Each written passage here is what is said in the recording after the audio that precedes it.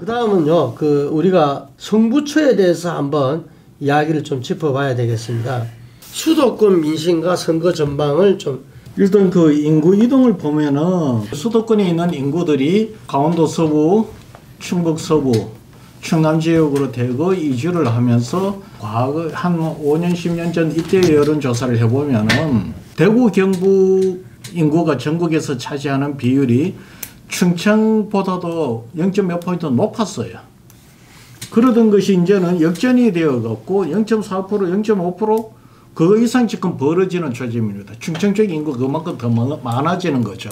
자연 출산으로서 그 지역에서 늘어난 인구라기보다도 수도권에서 이주가 해왔는 인구가 늘어났기 때문에 그런 거죠. 그러다 보니까 이게 소선거구제에서 뭐 어떤 데는 참표도 굉장한 그 영향력을 행사하는데 내가 볼 때는 각 선거구마다 1000명 이상 그런 인원이 그 이주를 해가 왔지 않았는가, 구성 비율상 더 늘어나지 않았는가 이렇게 보여져요. 그러다 보니까 수도권이 최대 승부처이기는 승부처인데, 그래서 내년 이 선거는 수도권 선거가 사실상 거의 전부가 되어버리지 않을까 이런 지금 추측을 합니다.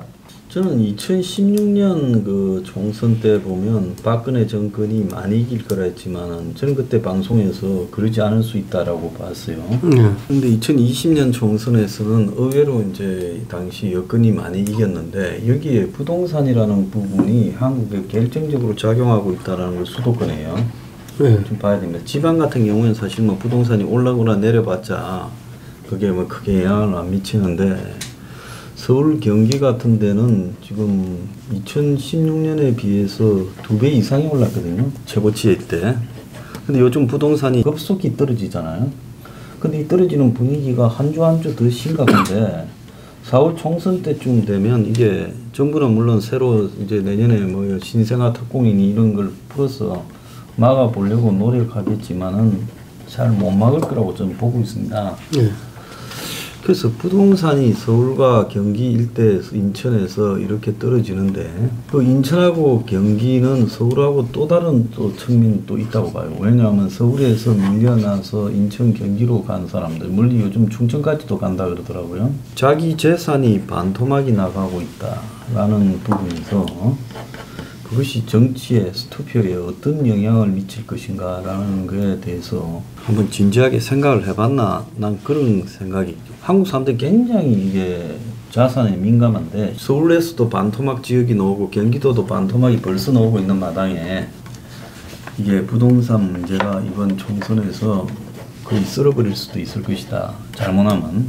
그래서 여건이 부동산 문제에 대해서 뭐 개발 위주의 정책을 자꾸 내고 부동산에 대한 가치를 높여주겠다 뭐 이런 식으로 내가지고 이게 통하겠느냐. 방향을 좀 잘못 잡고 있는 거 아닌가 난 그렇게 보고 있습니다. 민주당은 어찌 됩니까?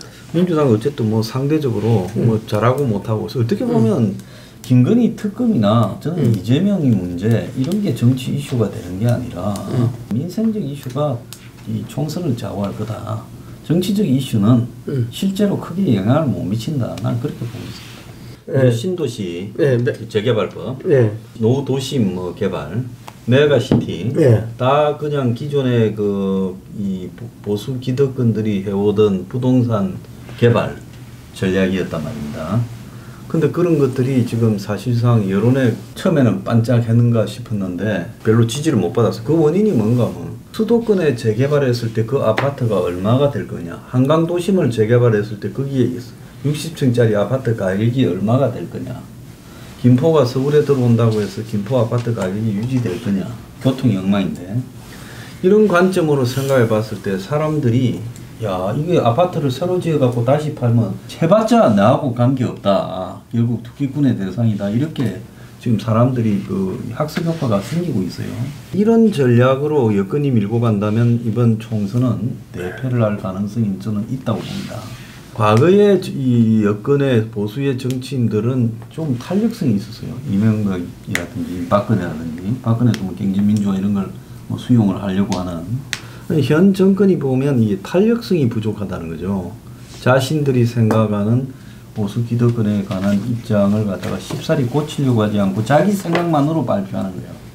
근데 지금 수도권에 발표한 부동산 정책이 내가 볼 때는 전부 총선에 영향을 미치지 못하고 영장을 지르는 쪽으로 작용할 가능성이 크다. 그래서 여기에 대해서 또 다른 획기적인 대책이 나오지 않으면 아마 수도권에서 역대 최대 참패를 할 가능성이 있다. 그런데 지금 뭐 윤석열 정부는 소위 말해서 시장의 자유를 맡기겠다는 소리지 않았습니까? 그렇기 때문에 부동산 규제를 풀겠다는 쪽에 맞춰져 있기 때문에 사실 가진 자들, 집 있는 사람들이 오히려 더 한 채를 더 소유할 수 있는 유리한 조건으로 만든다는 것이죠. 그렇기 때문에 집 없는 서민들 입장에서는 더 그 억장이 무너지지 않을까 하는 생각이 드는데, 저는 사실은 뭐 그런 부분도 상당히 중요하지만 아까 제가 이야기했던 대로 부동산과 관련해서는 지금 부실 대출의 문제가 점점 더 심각해지고 있다.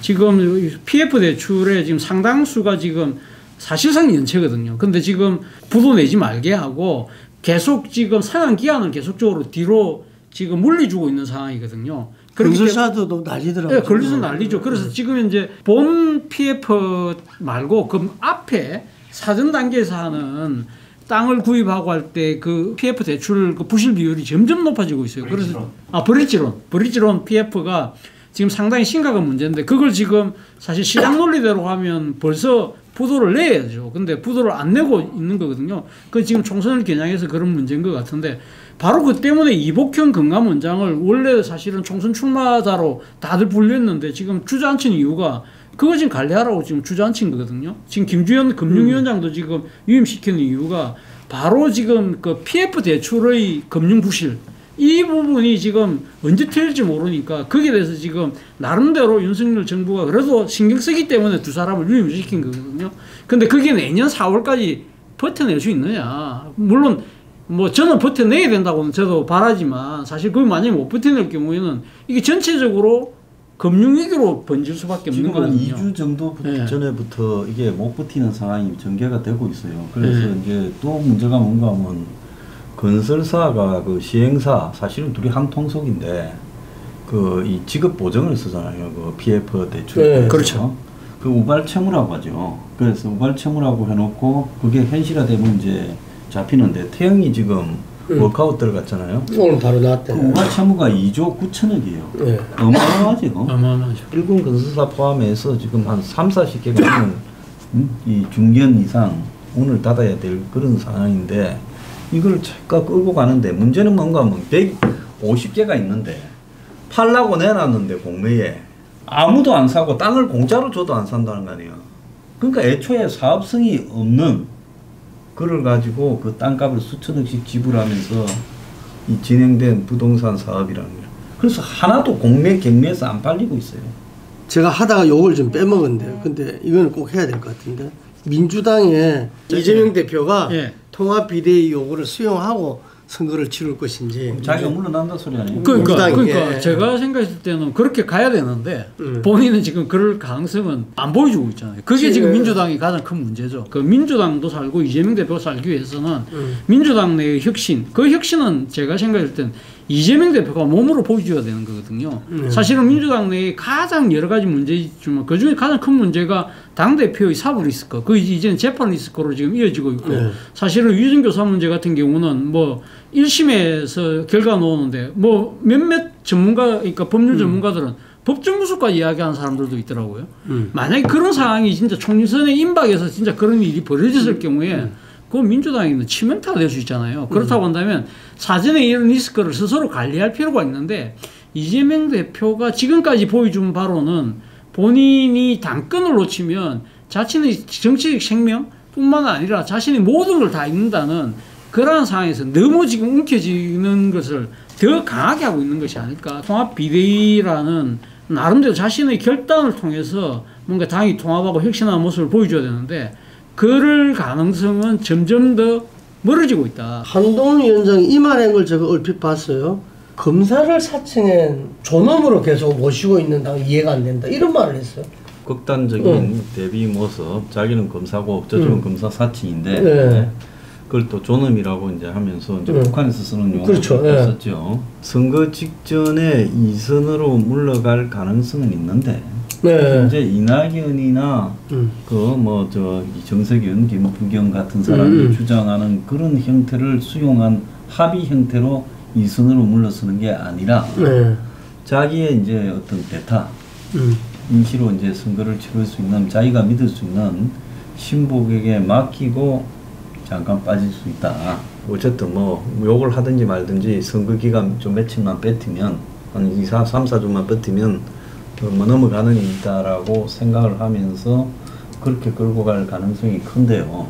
뭐 또 다른 폭로를 내가 볼 때는 준비를 했을 거라고 보고 있습니다. 저렇게 무대포로 버티는 게 아니라 그래서 또 다른 폭로를 하면서 본인이 이제 적절하게 유리한 시점에서 아니 이재명이 뭐를 폭로한다는 거야? 야권에서요. 일단 또 다른 폭로가 야권에서 네, 또 다른 폭로가 또 터져 놓을 거라고 난 보고 있는데 그러면서 자기가 유리한 시점에 이제 뒤로 빠지는 거지 지금 현재 이낙연의 요구로 뒤로 빠지는 일은 없을 거다 이렇게 보이거든요.